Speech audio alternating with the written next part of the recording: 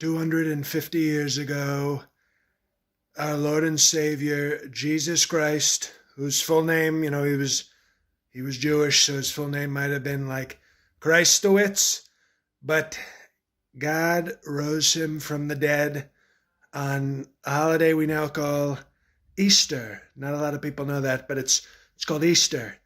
It's when Jesus and the 2 Corinthians met the Easter bunny and came back from the dead.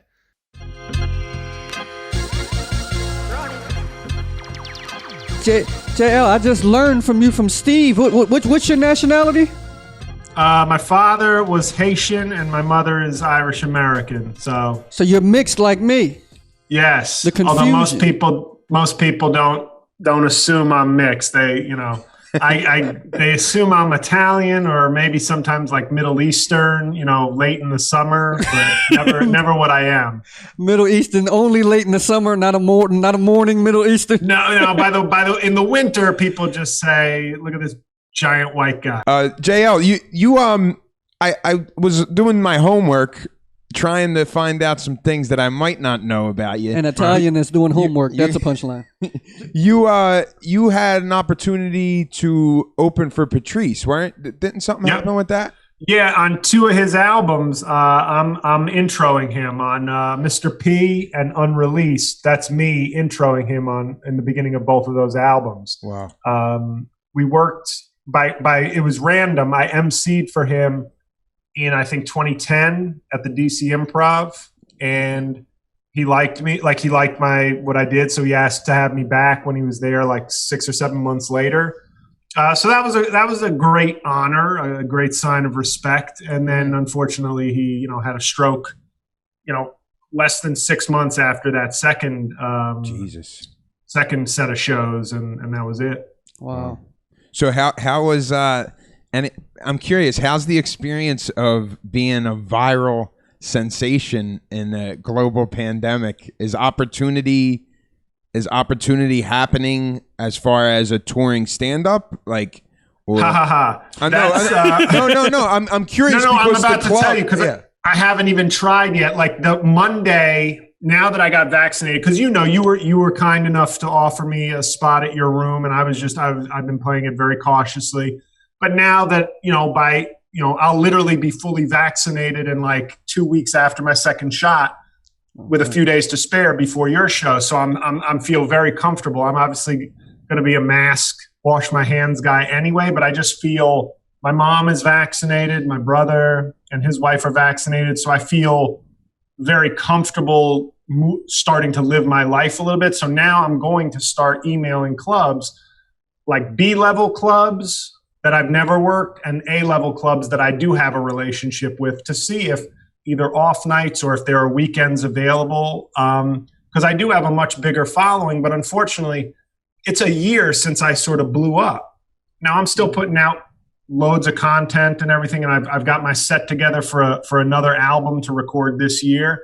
But I haven't been able to, the perfect time for me would have been like if everything opened up last June, like where it's just like this dude is killing it. And we got because you've worked with me, all I want to do is get to work clubs and then get the opportunity to show how good I am. And this feels like that opportunity, but it's already been a while since I blew up. But I'm hoping that there's a desire on the part of a lot of people, both fans of mine and just comedy fans in general, to get out there. And maybe, if I can book a bunch of rooms the second half of this year, I'm confident in when I get on stage, I will win over a ton of fans. Because one of the good things about being a middle act, one of the only good things about being like a 10-year middle act is at least you can crush with different people, because I have worked with so many different people. Because you just get a sign, like it's like, oh, so-and-so isn't bringing an opener. You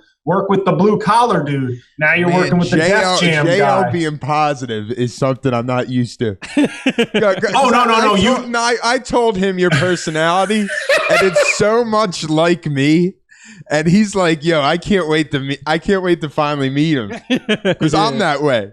You're just. Oh no, but this, you got to understand. This is me strategizing positively. But if you were my girlfriend, you would know the depths of hatred that I've felt this year, and the hostility I've felt from people not respecting real comedy. So, but the point. While we're on that topic, just to trend off a little bit. Sure. So with the Trump thing, at the end of the day, you're a comedian. You got to take risks. You got to do things that are off. You know, you got to set people off. We were curious. Can you rank or give us some of the worst YouTube or tweets you've got in the course of this pandemic? Being trapped in your house and having to read these things. You know, they tell you, engage with your fans. You got to engage. So like, to engage on 100 comments on a video, I've got to read like 5 comments that are like, you're a hack, you're gay, you're whatever people want to say. Gay? Where did that come from? No, I'm just, and worse. I'm being nice, like a lot, but I'm letting you know the caliber of intellect that I'm dealing with when you're getting trolls. And it's, you don't want to read them. You just want to be positive. But like the one idiot sticks with you more than the 40 like really positive, nice people. There has to be pros and cons of being a viral sensation. There has to be. Well, and most of it I can ignore, but it's like you can't help it because you're trying. Now I've gotten to that level where I sort of ignore all my YouTube comments, which I really don't want to do because there are a lot of nice, good fans that you want to just be like, thanks. Oh, awesome. Thanks for checking this out. Thanks for sharing. Yeah. But you realize once you start scanning 200 comments, you get some guy yesterday was like, you've got no other, you need new material and you've gotten fat. And I just wrote to him, I said, yes, I have put on weight since COVID began. You are correct. And then I said, are you just watching the Trump videos? Because I've literally been putting out like 6 videos a week. That's what I just said to Mike. I don't know when you sleep. 5 are not Trump related. It's like I've developed all these just this year. I've done a lot of impressions in my life, but just this year I've developed like another 8 or 10. So for me, it's this balance of I'm a stand-up comedian who can do impressions, and the internet gives me a great platform to like do impressions, but I don't really do a lot of impressions on stage because I feel like I hate that scenario where I have to set you up with an impression. It's like a waste of time on stage. Like, hey guys, I want to talk about Donald Trump. Now, what if you were walking down the street and you were headed to church and Donald Trump stops you and wants to talk to you about church? Wouldn't it sound something like this? That's such a waste of time. And I have other things I want to talk about and joke about and share on stage. So like the internet is good because it allows me to do all these other things easily without a bunch of waste. But then it becomes a thing of how do I get these people who might not be stand-up comedy fans to transition over and support me in what I'm really good at or another thing I'm good at? And how do I get stand-up comedy fans to sort of respect me as a stand-up comedian? Because once they see my stand-up comedy, I know they will. Yeah. So that's the balance I'm still at because, I've had plenty of internet fans, not, like a handful, but you remember them, where I post a joke. And one of them was when Lane Bryant declared bankruptcy. It was a simple joke, like a Jay Leno type joke. I said, Lane Bryant has declared chapter 12 to 24 bankruptcy. And the women who were like in my thread going like, you're fat shaming, this is disgraceful, you're a funny guy, but you should take this down. And I was just like, go away.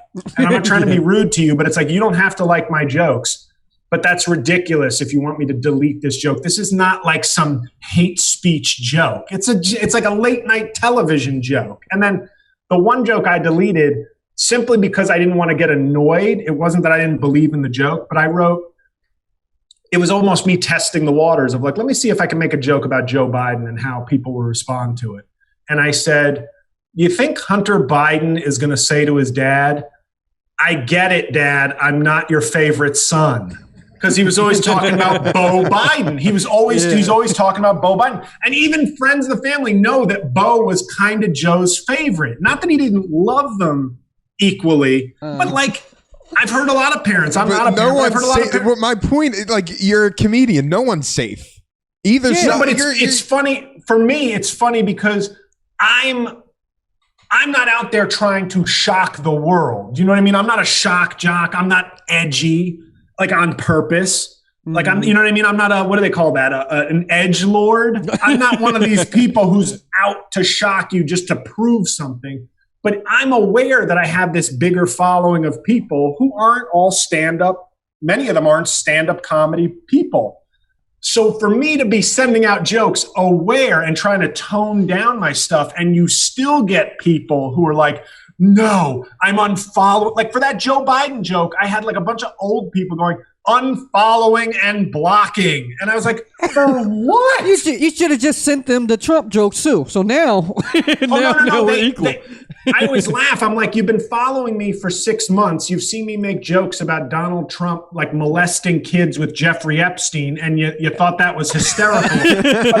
but I mentioned one thing about Joe Biden liking Beau Biden more than his other son, and you're like, you're a monster. And I was like, this is insane. You know what? But you should still put what you want out. You know what I mean? Oh, There's no way you can't make anybody happy. He puts out, this is what I'm saying, I don't know when he sleeps. He puts out two videos a day. He does videos with green screens, and when I worked with you, I'm like, this guy's an incredible stand-up. And then you're like, yo, let's follow each other on Twitter, stay in touch. I go on your YouTube channel. I'm like, that's another question. Did you get into comedy to do sketch, impressions? Like, did you, or when you initially came in, was it just stand up? Like, you're all over the place. It's just like. Thanks, man. Yeah, it was just stand up. It was a hobby. Like my first year, it was just a hobby, and I miss my first year of stand up because obviously I wasn't that good. I was good for a first year. I was terrible, but I was like good for somebody who was just starting.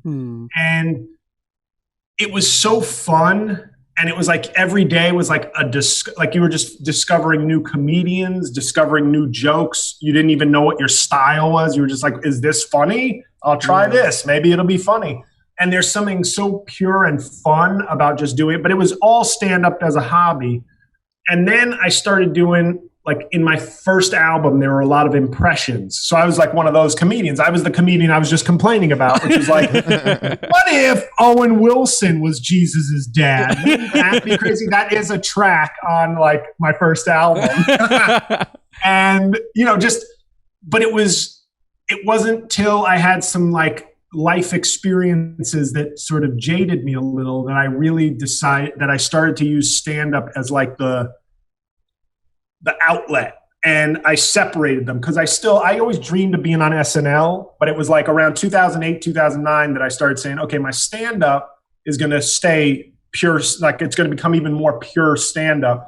But now that I have a YouTube channel, like I joined YouTube in 2009, and I was like, oh, I can have an outlet for my impressions and my writing, like my sketch writing on YouTube. So so it's over 10 years that I've kind of been working these this double track, hoping one would catch on at some point and then allow me to do both. And we'll see, maybe that'll happen. I don't know. So now though, say you get your tour going, you got all these fans. What if they may yell out, do Trump, or, do Dave Chappelle? You Freebird. No, and I'm sure they will. And the thing is, and when you said touring, this is where I can speak to Steve's, my reputation of being negative. I have such a deep pessimism of this actually working out. I am hoping it works out, but I really don't believe. I don't believe in this industry. What is it? What is it about the industry? You say you don't believe in it. What is it? This whole year, just as an example, I still haven't been able to get a manager or an agent, which is crazy to me. That is the most bizarre thing. And because there's so many, I'm not talking. I need the top guy, William Morris. I'm just thinking about what you've managed. You've got an opportunity since you went viral with that Trump Easter's pitch, like you were on WTF with Mark Maron, right? Which is probably one of the most famous. Right. Can I give you my luck on that though? Is that, and I'm not making light of what happened, but he took, like, we recorded our episode. I did among the episode, like he only played like 18 minutes with me on the episode. And we had a 20-minute conversation with me as Trump, just riffing and talking to him. He put the episode, it wasn't going to go up right away. He put it away. His girlfriend, his partner, passed away suddenly. So he took like a month off of the podcast. And then when it came back, there were, I think, like the George Floyd protests and stuff. And he thought that the Trump interview was like not appropriate, like just for for the situation, the climate at the time. The climate at the time was not like a time to make light of like politics and Trump. So like I was off the charts awesome with him. I had him cracking up, but it never saw the light of day. And that's just my bad luck. I'm laughing just because. Can you just give our listeners and Mike like things that have happened in your career that just, I love when you go on that riff, like you're you got on late night TV like 3 years in, you're like, yes. I love how he explains. It's hysterical. Okay, so 3.5 years into my career, and it wasn't even a career at that point. It was just my nighttime, my moonlighting. You know, I had a day job, and it was what I, like any stand-up comedian, you're starting out doing open mics, bringer shows, and I managed to get interest from a major management company. They don't sign me, but they start work. They want to see kind of what I can do, and they submit a tape for me. I get on. Like just within 4 years, I get on the Late Late Show with Craig Ferguson. I crush this set, and I'm saying that like not arrogantly. I crushed it. It was like a superb debut. Then they fire my manager. The company fires my manager for reasons I don't know. But I decide to stick with the company because I'm new and I'm like, they're the big name. Like they rep Dane Cook. Like I got to stay with them. This could be my future. They assign me someone else who doesn't give a shit about me, and they just kind of tell me I should look somewhere else. Now, I have the email for the Late Late Show booker at this point, and they were going to have me back on. Then the writer's strike hits, so shows are shut down for months. In that space, the management place ditches me. So now I'm a solo guy again. The writer's strike ends. I write back to the show. They don't return my emails. Now, you got to understand, I'm not some dick who found their email in the trash. I was just on your show. Like, if you need a reel from me, you can watch me crush on your show. If you need a demo of how I do as a late night performer, please watch tape of me doing your show and you'll see that I'm good. So that just becomes a dead end. So I'm wandering the earth looking for, I get laid off from my job at a law firm and I go, that's okay. I got this late night television credit. I got money in the bank. I'm going full time. This is it. 3 years later, I'm working part-time in my mom's office so I can pay off credit card bills. In that time, I luckily get to open for Patrice O'Neal, MC for Patrice O'Neal. He asks me back, which is I consider still one of the great honors of my career. That a legend, not that he was asking me to be his best friend and tour with him, but he thought enough of my act that he said, "Can you bring that?" He asked the club, "Can you bring that guy JL? Can you have him host again?" Great. It's still one of the greatest compliments I've ever been paid. And I know most people would say, oh, MCing, what's the big deal? But you know what? Patrice doesn't fuck around. He fucked around with me. He a short time working together, I think he had enough respect for me, which is just a great, and then he passes away.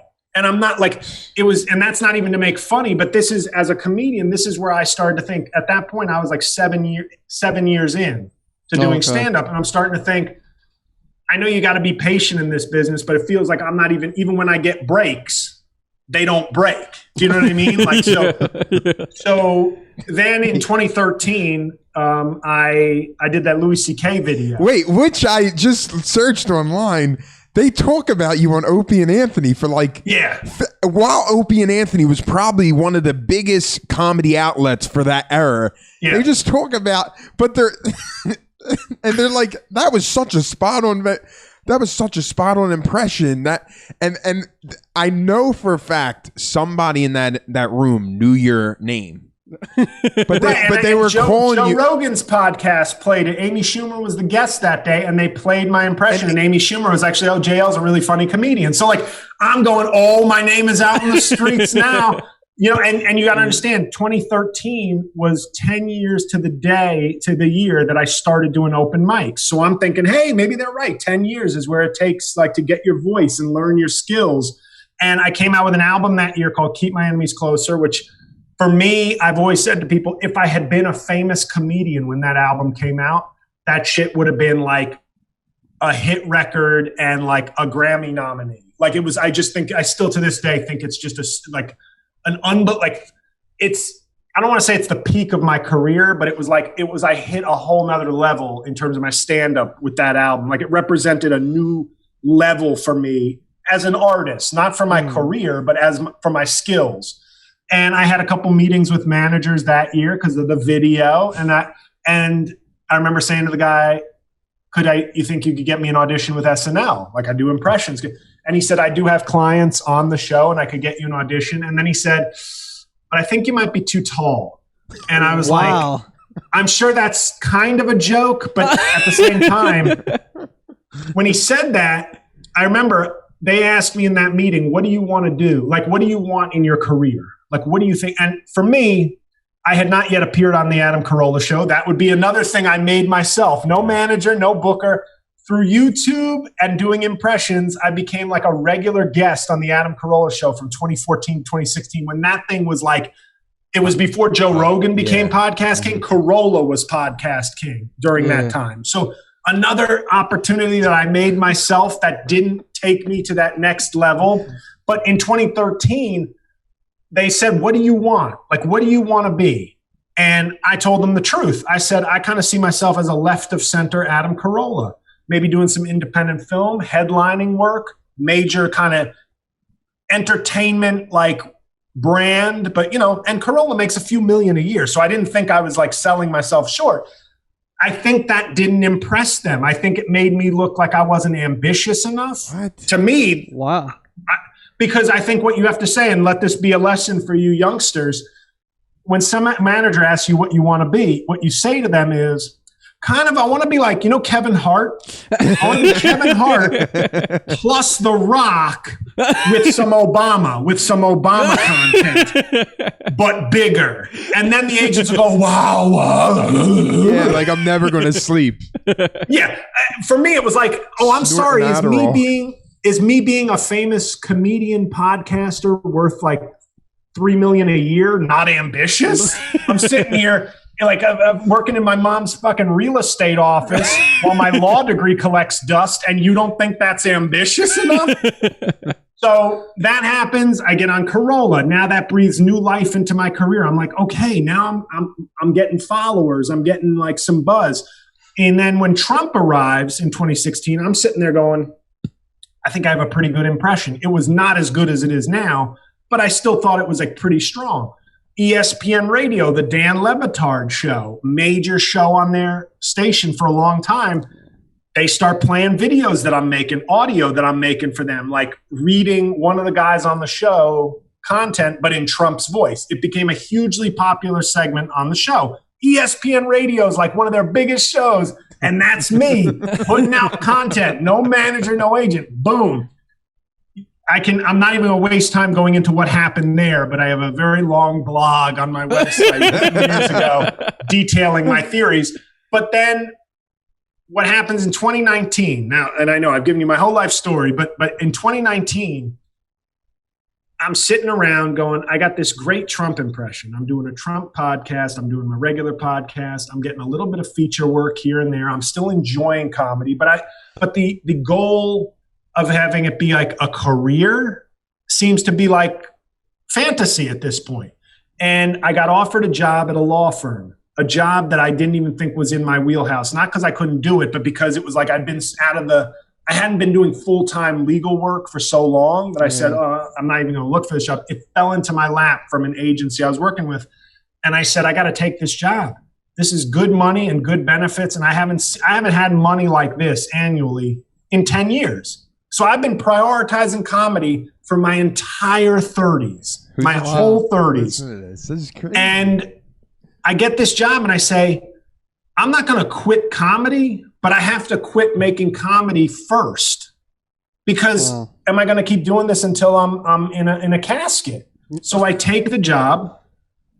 I moved to Jersey out of my studio in Manhattan. I actually cried in my studio apartment because I'd lived there for 11 years. It was basically it was my adulthood, basically. Like, it was college, law school, a little bit in between. And then this was my comedy life. This was my single and dating life in Manhattan for most of my adulthood.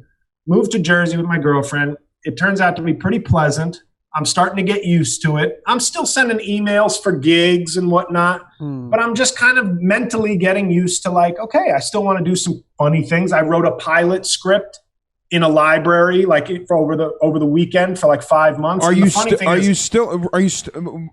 to interrupt you, are you still putting content out every day while you get this major opportunity with a day job with a like? Oh no. Oh, you calm down a little bit because you don't want to mess that up, right? Oh, no. They knew I did comedy. I just didn't have, like, the motivation and the time, but was not there to do that. Like, I'm sitting in an office 10 hours a day, 5 days a week, and commuting. Like, I'm getting into that lifestyle where I'm like, hey, you know what I do on Saturdays? I go eat an ice cream sundae like a fat fuck, and I go see a movie with my lady, and we walk the dog, and I go, hey, you know what? Being a pathetic piece of shit, it ain't so bad. And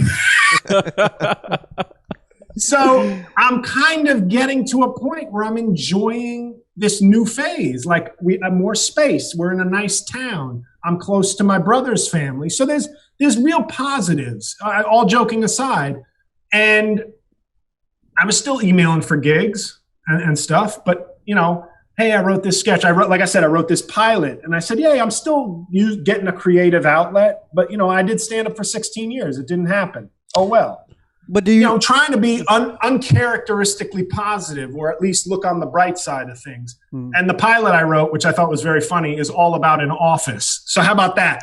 A shit that will never happen again. The whole script is useless because it's like, is anybody wearing a face mask or Zooming? No. Well, then no, thank you. So then COVID hits, and I'm bored, and I do a video on March 11th, 2020. And this isn't the one that blew up, but it did nicely for me. It got like 20,000 hits at the time. And I'd never had a video. I was like, oh man, like, a couple of comedians I know retweeted it to their bigger followings. And I was like, whoa. So I did another video on like the 20th, and it didn't do as well. I was like, okay, I guess I just got lucky that one time.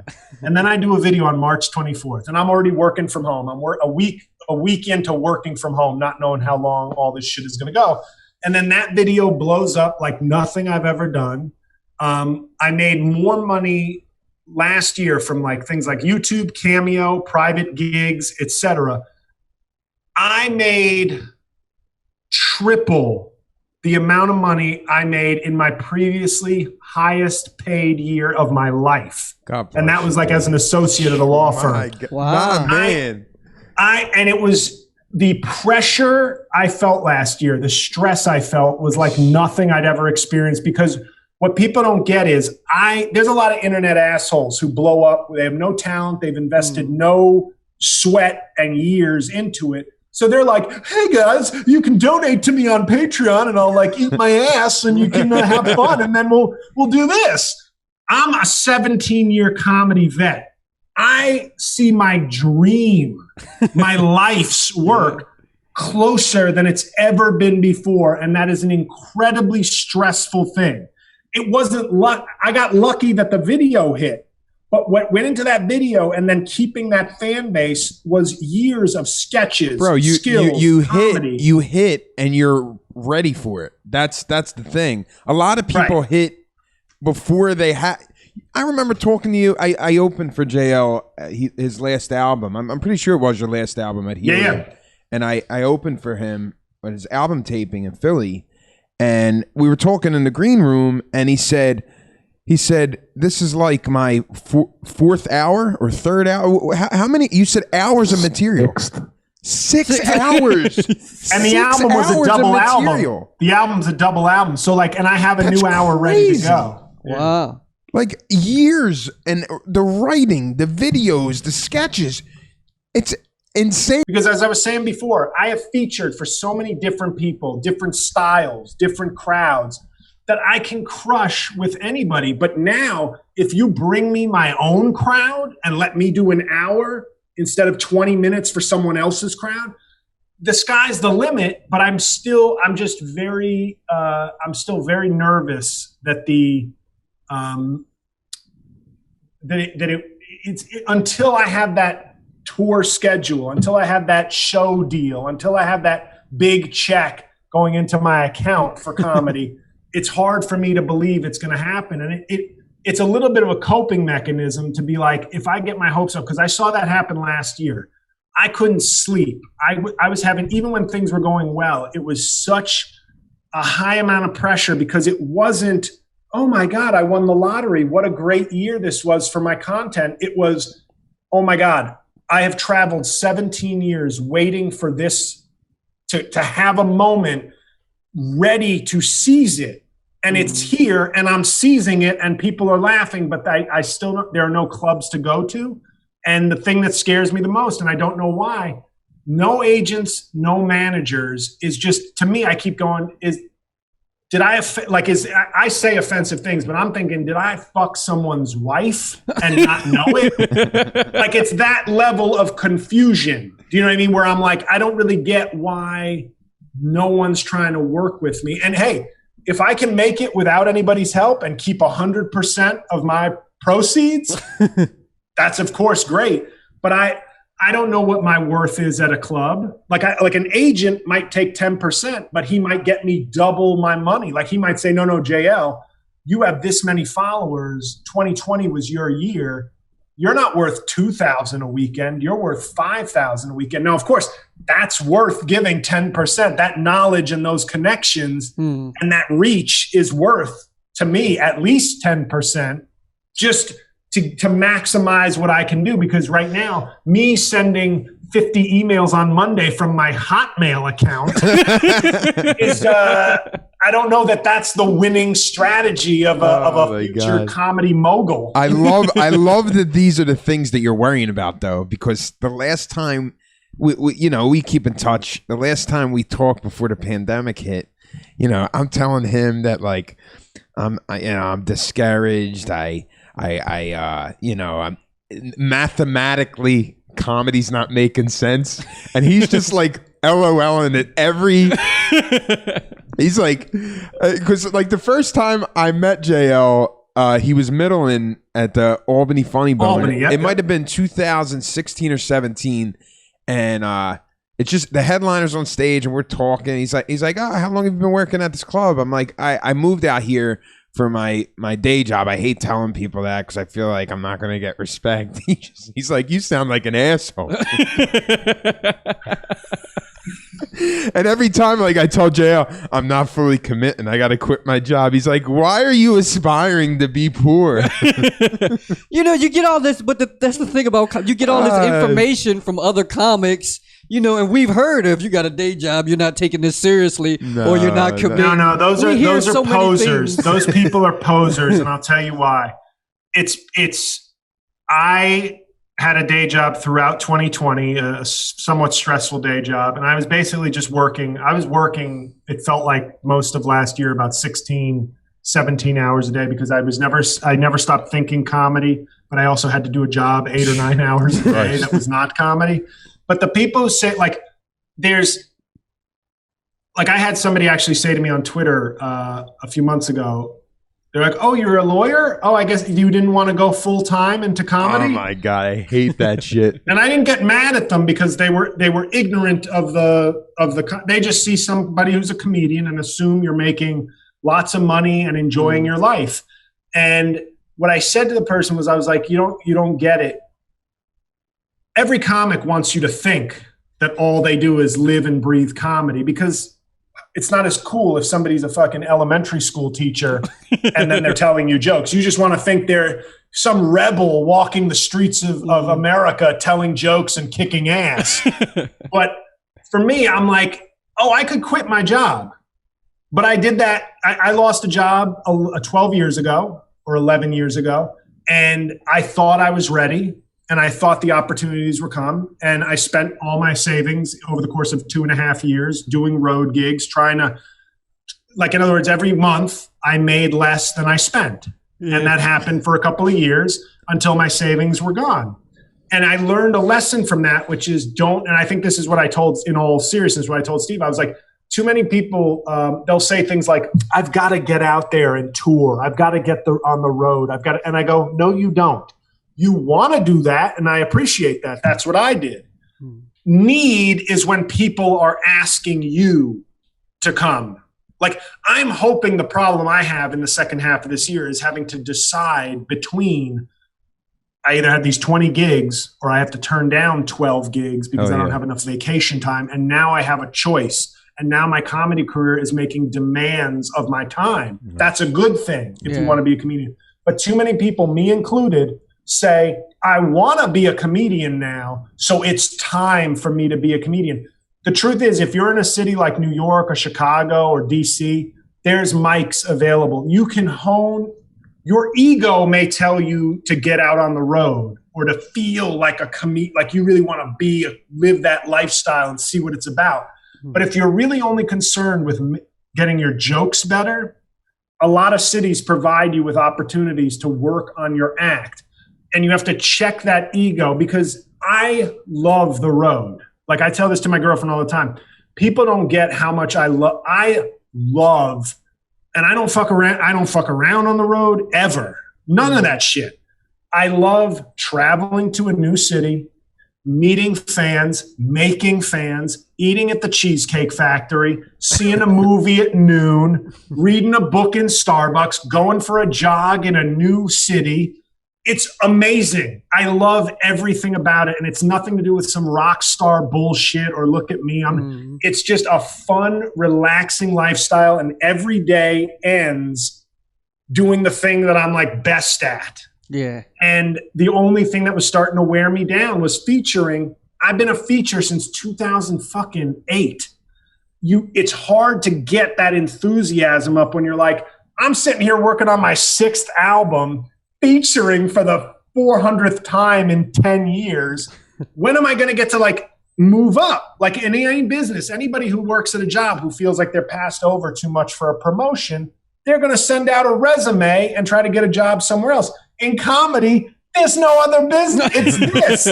So you just get to be an overlooked middle management bitch for maybe 25 years, or you quit. And I'm saying I'm ready for my own corner office. And I've been ready.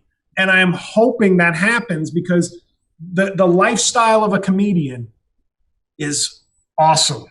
It is so I wouldn't even say it's fun. It's pleasant. I love getting on an Amtrak, and I hate flying, but I kind of like, I hate being on an airplane, but I kind of like traveling and the idea of like, I'm going to be in Utah in 5 hours and I'm going to meet a bunch of people I've never met, and they're going to laugh because I'm so good at this. I know they're going to laugh. And now it's how hard do I get them to laugh? And will that new joke work? And then I'll go back to the hotel. And I remember early in my career, I was like, I'm going out drinking with fans, and I'm going to stare at some tits, and I'm going to try really hard not to go home with anybody. Is that your impression of me, you asshole? No. That's my impression. That's my impression of what people think I am.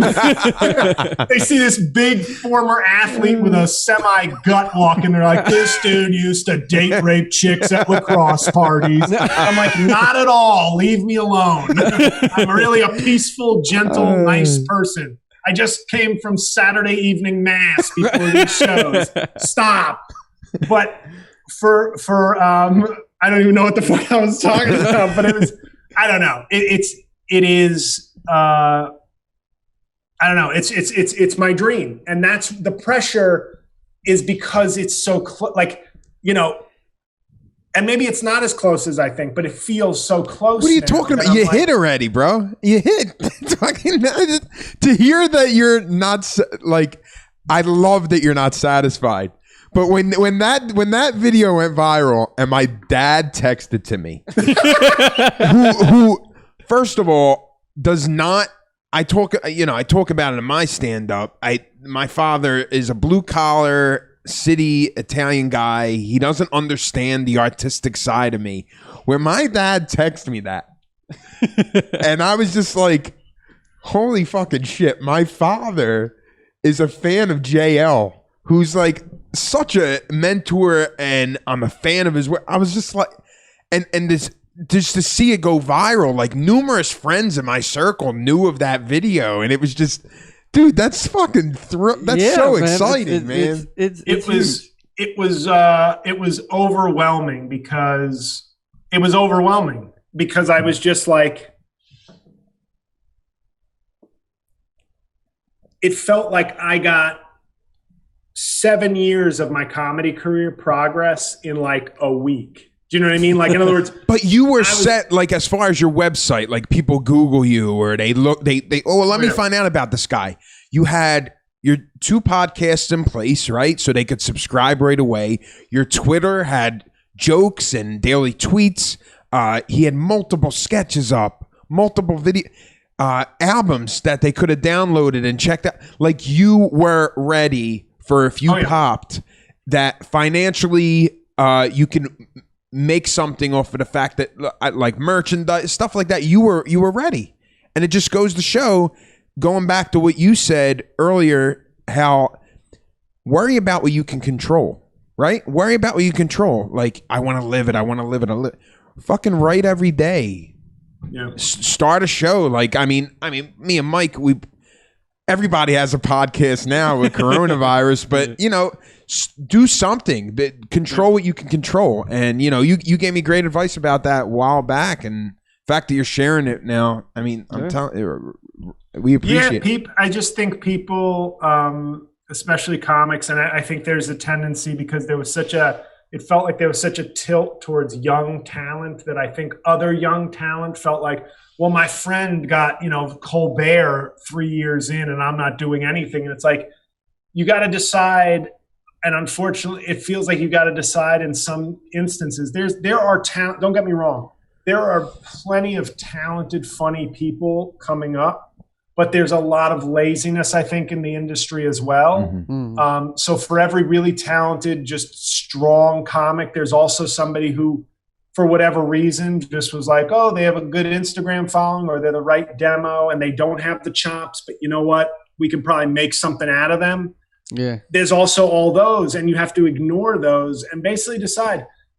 I prioritized being as great a comedian as I could be.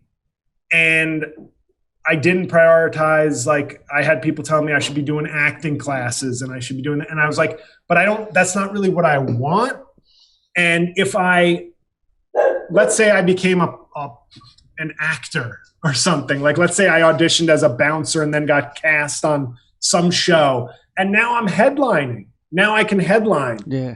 I would not be the comedian I am. The reward, there has been a lot of pain and a lot of anguish trying to pursue comedy, and a lot of just stress eating, and a lot of things that haven't been pleasant. But if I get those opportunities to headline, I'm going to crush, and I'm going to it won't feel like money won in the lottery. It's going to be, I built my own business named JL from the ground up, and have building your own business has to be one of the great feelings, whether it's a restaurant or an Amazon or anything in between. But when comedy, I am my own business. I'm not a store. I'm not a product. I have built myself into this. And I hope it hits, because I can't imagine anything more satisfying than being like, I bet on myself. I built myself up. I never sort of stopped, even though a lot of, like, still, even now I have doubts, because it's like the industry is still not calling me or contacting me or interested. And I go, the one good thing is I have 17 years of no one paying attention and that level. in that space. So like, at least I'm calloused enough to go, well, people find me funny. Like the audiences find me funny. So if I can get to the audiences this year, and it'll be amazing. I hope it happens. So do you think the recipe, like, see how you said you were in the city for a long time, and you thought, like, looking back, that recipe of going to New York or LA, did you learn anything in this experience of building years of building your own reputation, like on the road and creating a channel on Twitter, and then especially after what just happened this past year when you went viral? Do you feel that you got to be where the industry is, New York or LA? Now that the pandemic hit, does it even exist? No, I think, and the other thing I would say is my blog, during a couple of years when I wasn't getting a lot of work, like I wasn't getting to produce as many sketches or stand-up videos, I really focused on writing about problems within the comedy industry. And I think those also got my name out there. So it was really like I wasn't trying to be sensational, but it was like, I'm a good writer and I'm a fairly smart guy. So like I could analyze things maybe in a little more highbrow way that would make me valuable, even if I wasn't getting on stage as much as I needed to or wanted to. But as far as the industry, I think people of my generation specifically, we were always like one step behind. When we started, there was no YouTube. Yeah. There was, you get on stage, like my late night set from Craig Ferguson has to be one of the last VHS tapes ever handed out on Earth. Like, well, after shows, you would sell them? No. I'm saying like they gave me a copy of my set on VHS. A year later, people were getting DVDs of their set, but I got a VHS. Like it was like phasing out. So that tells you how long ago. Like I was at the end of the VCR basically, and YouTube was not a thing when I started comedy. So the advice was very simple: write, perform, get a tape, send a tape, write, perform. And that is still my technique, because it's like, that's still the only way to become a great stand-up comedian. It's not the way necessarily to become a successful stand-up comedian, but it's the only way to be a great stand-up comedian is write and perform. That's it. There's two ingredients. But then YouTube comes out. And I was a little late to that because I was like, oh, YouTube, what's that? Like friends would send me, hey, check out this dumb video or check out this music video. Okay, now I join YouTube. Hey, you know what you should get on? And it was an ex-girlfriend that told me to do this. She was like, I think you should probably get on Twitter. And I was like, Twitter? What the fuck is Twitter? What am I going to do with Twitter? So I joined Twitter. How many followers you have now on Twitter? 142K. Yeah. That's what Twitter is. But I was at 4K for like a couple of years. Jeez. And then all of a sudden 1 year changed all that. But then, Facebook, and then when I lost, it was like Snapchat. No, I'm not doing Snapchat. Like, I don't mean to be like Sebastian Maniscalco, but like, no, I don't do Snapchat. But like, I started to feel like, okay, now this is just goofy. Like, I don't want to attract everybody who's just attracted to apps. I still want comedy club fans. Stand-up, the art of comedy. But it feels like those... The issue I have is that I've blown up not from stand-up. Now, I'm introducing all these people to my good stand-up, but I'm so jealous of the comedians who got the opportunities, because just to name a couple, like a guy like Mark Normand or Joe List, the guys from Tuesdays with Stories, two very funny veteran comedians around my, like a couple of years younger than me. I'm 41. I think they're like 38. And they've been doing it, Joe a year or two longer than me, Mark maybe a year or two less, but great, funny, talented guys.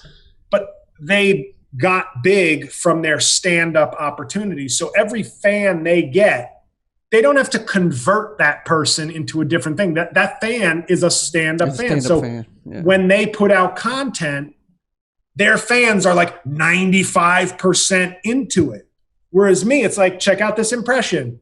Good. 50% of you like this. Check out this stand-up clip. 15% of you like this. Check out this blog. It's interesting you say that, because like me, we talked about this before. We never intended on being podcasters, but it's just another way to get people to know you and what you do. And you put your stand up on the channel, and then you say, I'm at a show, come check out my stand up. And I could definitely relate to that.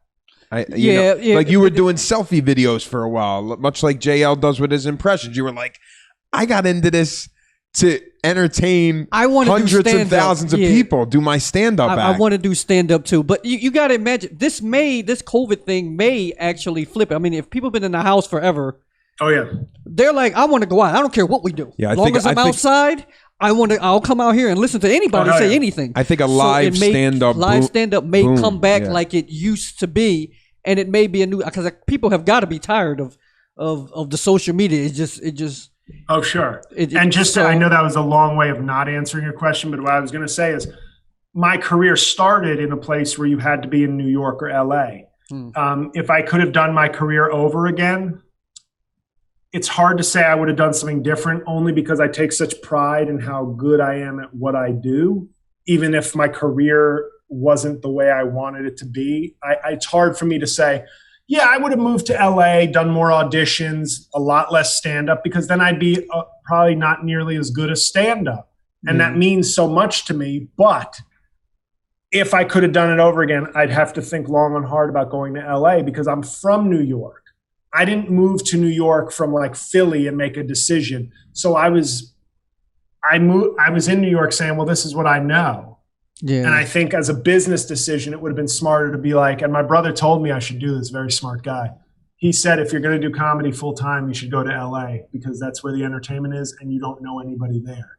And his mindset was like, all you'll have is either you will leave embarrassed that you failed, or you will try because that's all you have out there. And I think he knew that if I stayed in New York, I got my family, I got my friends, I got all my familiar spots. But I became a very good stand-up. I wasn't good, and I'm still not at the business of stand-up comedy, but I became a very good stand-up. But most of my money, I don't work the New York clubs. So if you really ask me now, there were so many open mics to do in New York, so I still got the reps, and those are important. I did a lot of bringer shows, but I could have moved to Cleveland, Ohio, Philly, DC, Orlando. It really wouldn't have mattered for my career where I lived. If you look at what I've done with my career, it was road gigs, YouTube sketches, tweets, blogs. So none of those things require New York City. So had I not been from New York City, I don't think I would have. I would not recommend it. So at the time when you started, New York made sense for reps, right? Stage time, more than anything. Stage time, yeah. And it's still, like I said, I'm speaking to people who I assume would be like newer comedians, maybe, who would be like, "What do I do now?" And it's like, New York will still have a lot of open mics, but I feel like people are fooling themselves. A lot of people are fooling themselves if they say, "I just want to get good at stand-up," and it's like, do you, or do you want to be viral? Do you want to like get paid, get on a show? Because maybe you don't have to be in New York if your goals are like broader than being good at stand-up. And like I said, it's hard for me to say I would do anything different, only because I take such pride in how good I am at stand-up. And that wouldn't have happened without years of a lot of reps, especially early and mid-career. But I wouldn't recommend it, because I don't think it's not a good value in New York. So this goes into our part of the podcast. It's a good transition there, of our ball breaking questions that we try to get out of our guests when we have them on. So first things first, do you miss about live comedy? What affects JL Cauvin more? Is it a live heckle, or is it a comment on Twitter or YouTube? What sticks with you longer? Social media comments by far. Yeah, it's got to be, because you can't see them, and on stage I can see you. I heard what you said. I can come directly back at there's no screen, and it's out there forever, right? That's the thing. Live, you can make fun of them, you can flip it on them, you can get the crowd to attack them for you. But with a comment online, here's a good example. If anybody's listening who wants to troll me, here's a great way to troll me. it's you make a joke, 500 people like it. One guy writes, this joke is just no good, dude. Delete. And then you go, what are you talking about, dude? Like, so you answered him. Oh, I answer a lot of them. Wow. I don't anymore. I answered for months. It was probably contributing to my poor mood. And then what I love is when somebody will come back, or I'll make a tweet or something that's not a joke. You know, I try to keep my stuff about 85 to 90% comedy. I don't want to be one of these entertainers that spends their time just nonstop powerful statements about shit. It's like, I'm a comedian. You know, I'm willing to share my opinions on stuff, but you're here for comedy mostly. But occasionally I'll share a thought, an idea. And then the person will go, something like, I thought you were a comedian. And that's one of those, or they'll say this joke sucks and you'll make a joke about them and they'll go, this stinks. I thought you were a comedian. And it's like one of those things where they don't see the humor because they're the butt of the joke, but then they're projecting they're like, oh, you're terrible at comedy. And it's like, I don't know why that bugs me so much. It's such an easy thing because if they did it in person, and I'm not talking about a fight, I'm not talking about intimidating people, but if they did it in person, you could roast them so much faster than they could deal with. Yeah. But online, they go, not funny. I guess you're a pretty terrible comedian, even if it is funny. And they just get to sit there with that comment. And they probably lean back and go, got him. I got another comedian. What's your most memorable heckle in your almost 2 decades of live stand-up? What's your most memorable one? Can you think? I'll give you 2. One, because it was my first real heckle. I was emceeing for Gary Owen at the DC Improv, my first paid week of comedy ever, August 2004. And I get on stage and I'm 6'7", and anybody who's ever worked the DC Improv, the ceiling on the stage is about 6, 8.5. And I get on stage and it couldn't have been more than my 3rd show maybe of the week. And I just hear, that's a big bitch. And it was just kind of funny. Like now I would have just laughed. Oh, you got offended? I didn't get mad. I didn't get mad because he wasn't saying you're, you know what I mean? He wasn't saying you're a bitch. He was just making a joke for everybody. Like, look how big that dude is. Like, but I was like embarrassed because it was like new. It was like my first week. So you're not like, what? Oh shit. Oh, you don't like me already? Oh no. Whereas now I would have probably just laughed at that because there's such a comfort and an ease. And if he was serious or wanted to go back and forth, I have the tools to destroy him if he wants to play it a different way. The second. Hold on, that's so funny that you got upset that you said, he said, I'm a big bitch because I'm 5'4". I would love for somebody to tell me I'm a big bitch, just to put that out there. That right there, I would love that if anybody wants to do it. I would appreciate it. So the other one, and I wish I could remember the specific heckle, but my friends know it well. This had to have been like 2008 or 2009. Somebody had booked a bunch of comics for like a free show at Medgar Evers College in Brooklyn.